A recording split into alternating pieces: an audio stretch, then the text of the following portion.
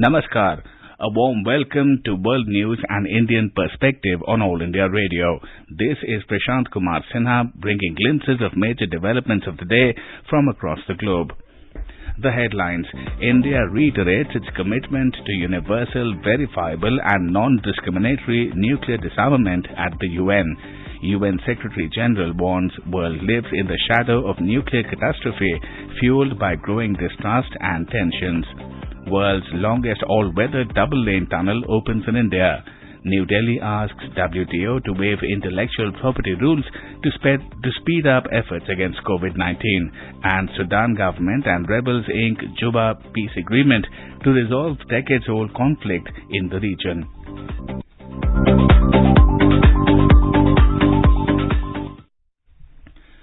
India has reiterated its commitment to universal, verifiable and non-discriminatory nuclear disarmament, leading to the complete elimination of nuclear weapons.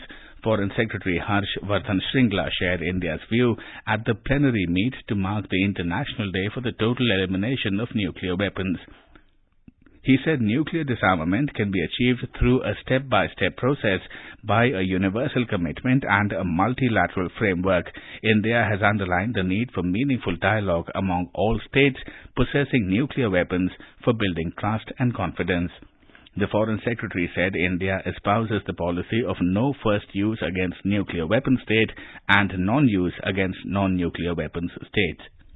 India reiterates its long-standing and unwavering commitment to universal, verifiable and non-discriminatory nuclear disarmament, leading to the complete elimination of nuclear weapons, in line with the final document of the first special session of the UN General Assembly on Disarmament. We believe that nuclear disarmament can be achieved through a step-by-step process underwritten by universal commitment and an agreed multilateral framework. India remains convinced of the need for meaningful dialogue among all states possessing nuclear weapons for building trust and confidence. India espouses the policy of no first use against nuclear weapon states and non-use against non-nuclear weapon states.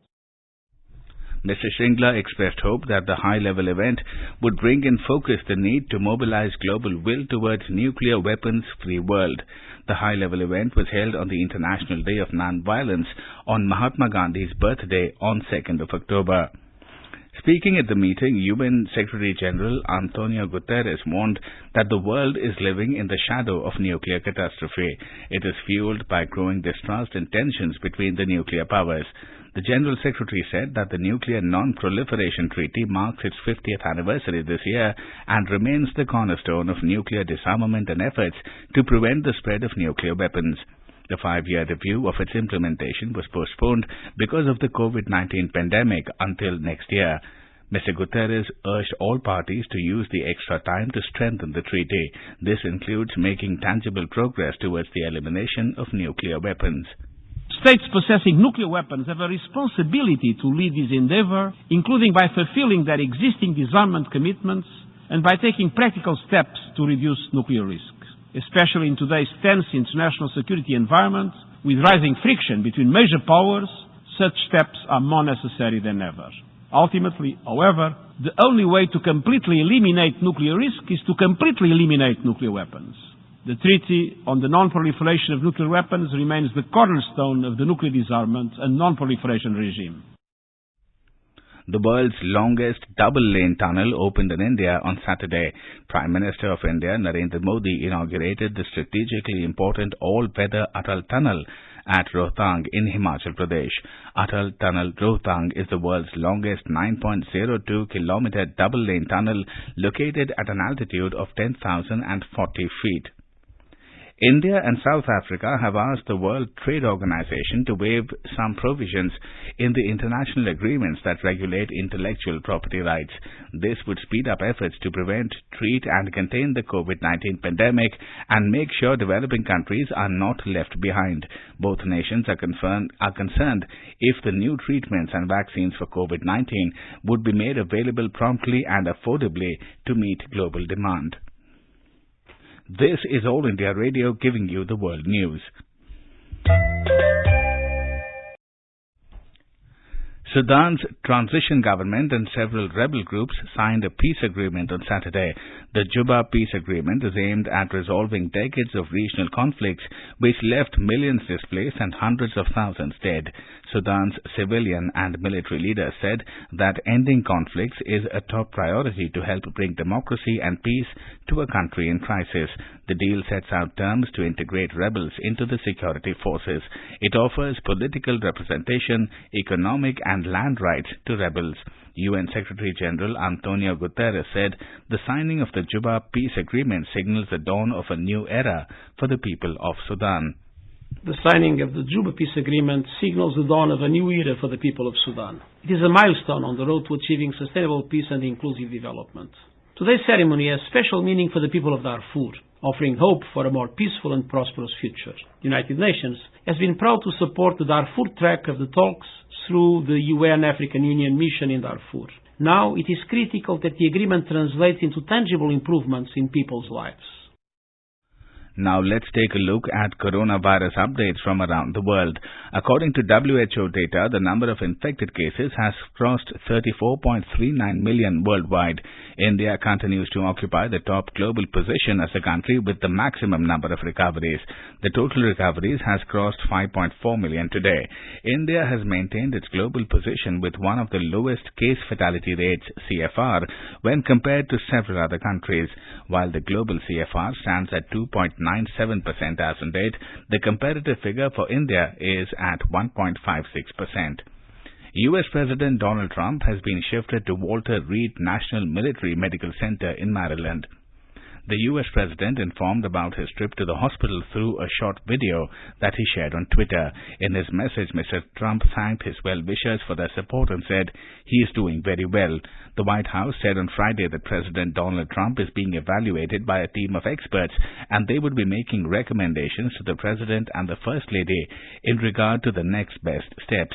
President Trump and First Lady Melania Trump tested positive for the coronavirus on Friday. Mr. Trump's campaign manager said all campaign events involving the U.S. President and his family will either be turned into a virtual event or postponed until further notice. Meanwhile, the vice presidential debate between Mike Pence and Kamala Harris next week will go on as scheduled. An official with the Commission on Presidential Debates confirmed that no changes are anticipated to the 7th October debate in Salt Lake City. The Quad Group of India, US, Australia and Japan are set to launch an initiative to achieve supply chain resilience in the Indo-Pacific region. The move is being seen as an apparent bid to reduce trade dependence on China. Australia's Foreign Affairs Minister, Marise Payne, said that she will travel to Tokyo to meet counterparts from Quad Group of Nations next week. The group would discuss regional security, economic recovery, disinformation and supply chains. The comments allude to developing alternatives to China's Belt and Road Initiative. The focus is on financing infrastructure projects around the globe and to build up supply chains that are not so heavily dependent on China. India will observe one day of state mourning on the 4th of October as a mark of respect for the departed dignitary, His Highness Sheikh Sabah Al-Ahmad Al-Jabbar Al-Sabah, Emir of the State of Kuwait, the Ministry of Home Affairs said in a statement. Moving on to sports, in Indian Premier League cricket, Delhi Capitals set a target of 228 runs for 4 wickets against the Kolkata Knight Riders. In its reply, Kolkata Knight Riders have scored 84 for 2 wickets in 9 overs as per latest updates. India is celebrating the 151st birth anniversary of Mahatma Gandhi. Before we end, let's listen to Vaishnavajan by artists from Turkmenistan.